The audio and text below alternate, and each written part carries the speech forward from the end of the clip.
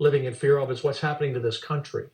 And you know, Tucker, no one reached out to me and said, as a senior citizen, are you willing to take a chance on your survival in exchange for keeping the America that all America loves for your children and grandchildren?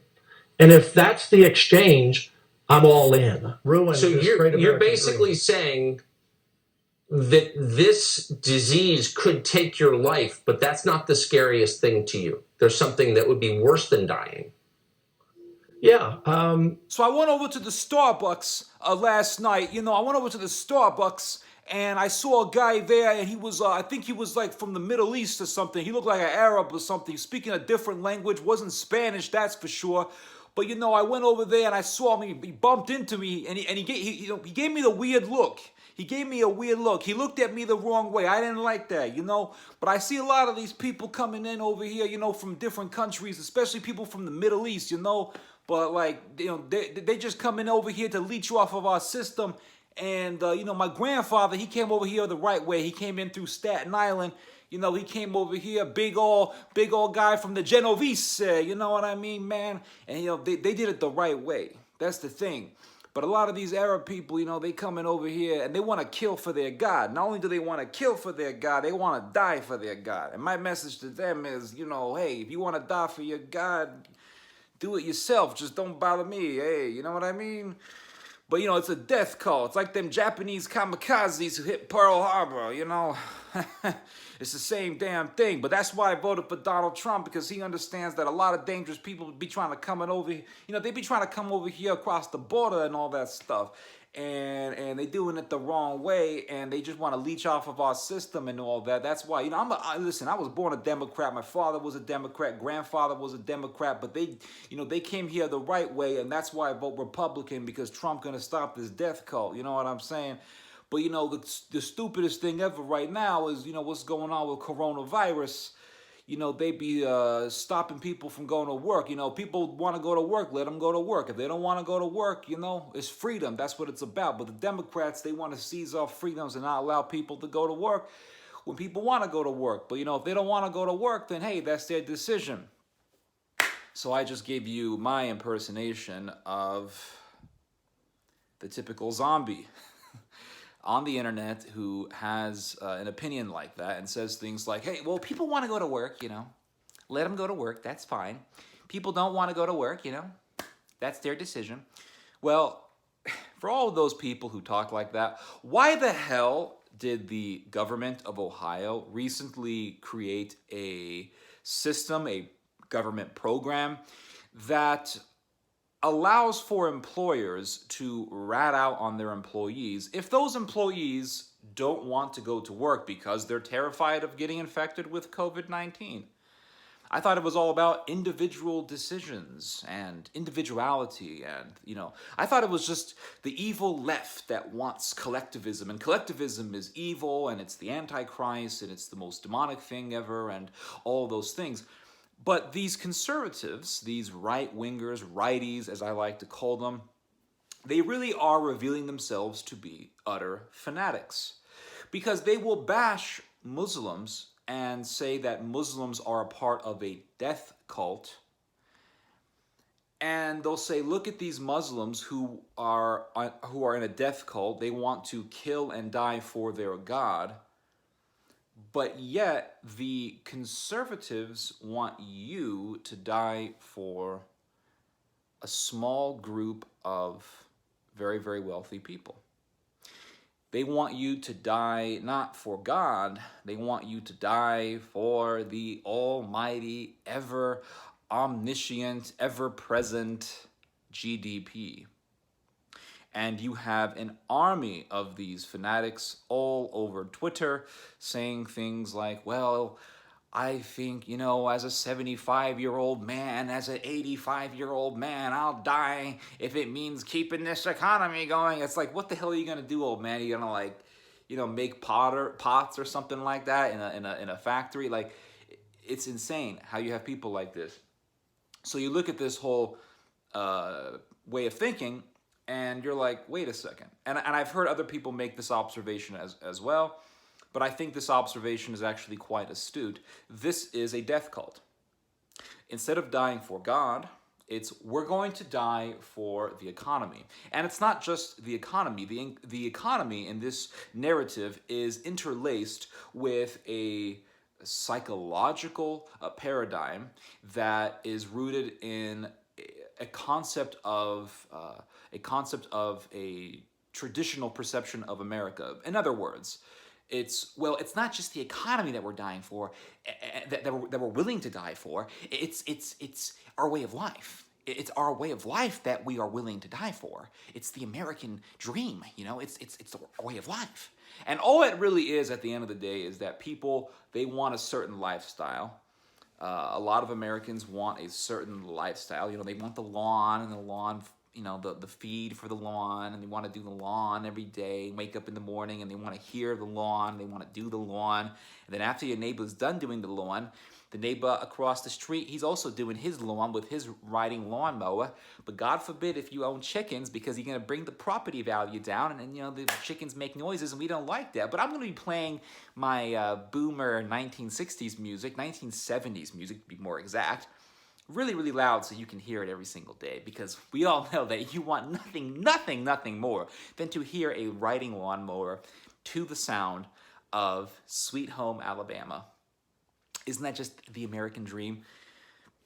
A lot of people in this country, not everyone, there are a lot of people in this country who are willing to live a frugal lifestyle, but at the same time, there are too many people, not just in America, but in the rest of the world, who don't want to live a frugal lifestyle. They're not willing to have a small budget strictly for shopping, every single month. They want a certain lifestyle.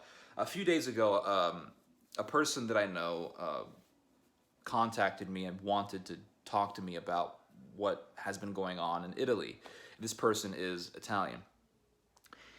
And she told me that for a long time, Italy was in a serious lockdown, but that now Italy is in more relaxed lockdown rule. So basically, Italy is still under some regulation, but certain regulations have been relaxed in order to allow some form of normalcy to take place. She said that, and I found this to be very not surprising, knowing how Italians are. She said that as soon as the quarantine rules were relaxed, the bars were extremely packed and the restaurants were extremely packed, which means that people, for the most part, they have this idea of their way of life and they want to make that a continual reality, as opposed to facing the reality that your way of life may need to be put on pause temporarily. And isn't it interesting that conservatives are always the ones talking about how liberals want to kill them? For decades we've been hearing about this. The liberals, the left, they want to kill us. They want to kill us conservatives. But then I look at the news and I hear about how a Republican government in Ohio is telling employers that they can rat out on employees, and those employees who are reported because they don't want to get infected with coronavirus, as they, sell some stuffed teddy bear, those employees may be eligible for losing unemployment. They may be eligible to losing unemployment.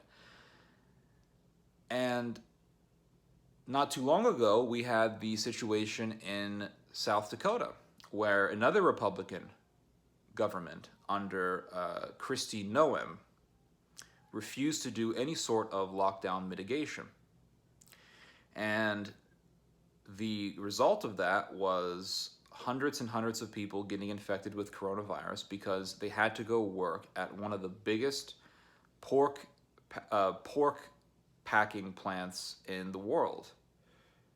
That's a tongue twister, pork planting plants. So these people had to go work at some pork steak factory, and they got coronavirus by the hundreds. And almost every case, or a substantial amount of the cases in South Dakota are somehow connected to this factory. All because the governor, with her sick, twisted, right-wing way of thinking, refused to do any sort of mitigation because, well, we don't want to hurt Trump. And, if I do a mitigation policy, it's going to, it's just going to send out a message that the left are right, the liberals are right, when it's like, no, there's a whole army of scientists and experts and biologists who are saying, hey, we need to do mitigation. We need to shut things down. Society cannot go along normally for a while because we're in the middle of a freaking pandemic. Things like this really piss me off. Like, it just enrages me. And so, but, the liberals, they want to kill conservatives. But yet these are people in conservative states who are getting infected with coronavirus because their governments, their conservative Republican governments, are not doing enough to protect them. So the question is, who's really killing who in this situation? It's conservatives killing other conservatives. It's conservatives forcing conservatives to be put in harm's way. It's conservatives putting their own people in harm's way if they haven't been infected already. And what I've concluded is that y'all really don't like each other. Conservatives really don't like each other. You guys really don't give a shit about each other. You guys only care if it's the liberals who are attacking conservatives, because the liberal is the big bad boogeyman that you guys always need so that you can use it to cover up your own evils and your own corruptions. It really is that fascinating. It's fascinating to see this. It's fascinating to see people who for decades have been talking about Islam and Muslims being part of a death cult, and Islam's a death cult. But yet, when it comes time... Oh, hold on, I'm not even done yet. Let me just add some more to that. For decades, hearing about how Islam is a death cult, and then on top of that, about how us Americans are united against terror, united against threats coming into the homeland, united against the evils of Islamofascism. But yet when it comes to a microscopic enemy which is actually a lot more dangerous than a terrorist, because at least you can see a freaking terrorist. I mean, some Israeli guy walking down the road can shoot a terrorist because everyone in Israel is armed. Like, some guy in his 60s can shoot a terrorist, but you can't shoot a virus. You can't take out a virus. You can't grab a virus. A virus is microscopic. When it comes to a microscopic enemy, which is infinitesimally much worse than an Islamic terrorist, oh, it's no big deal. Oh, no big deal. And all of these assholes, and yes, I'm going to use this language because I am just infuriated at these people. You have these assholes who for weeks were like, oh, these two Stanford scientists wrote an article. They wrote an article about how coronavirus really isn't that bad. And the names of these scientists, what was it? Was it Aaron Ben David and Jay Bhattacharya? I'm pretty sure those were their names. These two Stanford scientists wrote this article about how coronavirus really isn't that big of a deal. It could be not as bad as they're making it out to be. And I remember specifically this article saying that we may not have the numbers correctly because we're not factoring in all the people who got coronavirus but then were asymptomatic, so they never had symptoms, so they never knew that they had coronavirus, and then the coronavirus was killed by their immune systems, and they just went on with life as normal. And so if we can't factor in, if we're not factoring in all of the people who got coronavirus but never knew they got coronavirus, then that means that our numbers for the infection rate are off. Therefore, our numbers for the death rate are also off. And then they say that this could mean that we could have a death count of between 20 to 40,000. Guess what, Mr. Ben David and Mr. Bhattacharya and all the assholes who were spreading your article around on Twitter? The death count in the US is over 77,000. It's not 20 to 40,000. Um, and the conservatives are like, the left is our enemy. And it's conservatives who are the ones who are like, go to work, die, we got to get the economy up. But you know, it's those Muslims that want to die for their cause. Oh, the Nazis, they wanted to die for their cause. The Nazis had an idea of a greater Germany, a powerful Germany, their way of life. They were willing to die and to kill for that way of life. What the hell is this? Die for the economy, die for the GDP. That guy who's getting heart disease because he's screaming into the phone at Wall Street, buy, sell. That's who you're dying for. You're not dying for a cause. You're dying for some group of super, super rich people who control corporations and all that stuff. And they dominate the stock market. And those are the people. They want the markets all up. That's who you're dying for. I guess that's your religion. What you're willing to die for, that's your religion. That is your religion, bottom line. And it's like we spend trillions of dollars in American foreign policy, trillions of dollars in Afghanistan and Iraq, trillions of dollars, hundreds of billions of dollars in all these military establishments, all these military settlements around the world and all that. Military bases, all that stuff. You're telling me we can't have a welfare program? And yes, I'm going to use that word. We can't have a welfare program modeled after something like the policies that were established by presidents like Eisenhower to ensure that every American family, every American household has at least $500 a month for grocery shopping. We can't have a program we can't do that. We can't help the American people. And amazingly, for all of our lives, we were told, "Oh, this is America, home of the free, land of the brave, and all that stuff." And you know, we are united against tyranny, united against fascism, united against Islamic terrorism, united against all these things. But for this one, we are not united because of some bullshit game between jackass and elephant.